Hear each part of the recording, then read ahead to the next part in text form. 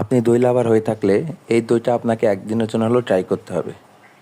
এর যে স্বাদ, এই যে টেক্সচার, হ্যাঁ, জাস্ট অন্যরকম। আর বানানোর প্রসেসটা তো জাস্ট বলার মতো না। খাঁটি গরুর দুধ দিয়ে, মিষ্টিটাও তেমন না, মানে দইটা দেখতে অন্যরকম এবং খেতেও অন্যান্য দইয়ের চাইতে বেশ আলাদা। খুব বেশি মিষ্টি না হয় দইটা, মানে খেয়ে মনে হয় যে দই, হ্যাঁ, মনে হয় যে দুধের তৈরি কোনো পায়েস টাইপের কিছু একটা। তো আপনি দই লাভার হয়ে থাকলে আপনাকে অবশ্যই অন্তত একবারের জন্য হলেও এই আহ, দইটা ট্রাই করা উচিত।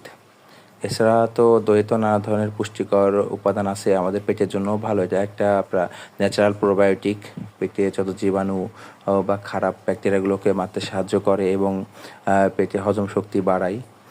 এছাড়া দেখা যায় যে পেটের মধ্যে যাদের পেট ফাঁপা আছে বা ক্ষুধা আছে তাদের জন্য দইটা অনেক ভালো। আর আমরা সাধারণত দই খেয়ে থাকি, কিন্তু জানি না যে আসলে এই দইটা কোথা থেকে বানানো বা কী উপাদান দিয়ে। তো এই যে দইটা দেখতেছেন, এটা সরাসরি আপনার চোখের সামনেই বানাই দিবে এরা, বা বানানোর প্রসেসটা আপনি দেখতে পারবেন। যে এই যে আমাকে যেমন ভিডিও করার সুযোগ দিচ্ছে এরা, তো আপনার সামনেই দইটাকে জাল দিবে, গরম করবে, সব কিছু অ্যাড করবে আপনার সামনেই। আপনি নিজে দেখে জেনে শুনে দইটা খেতে পারবেন, আবার বাসাতে নিয়েও আসতে পারবেন, পরিবারের সবাই মিলেও খেতে পারবেন। ধন্যবাদ সবাইকে। Bye bye.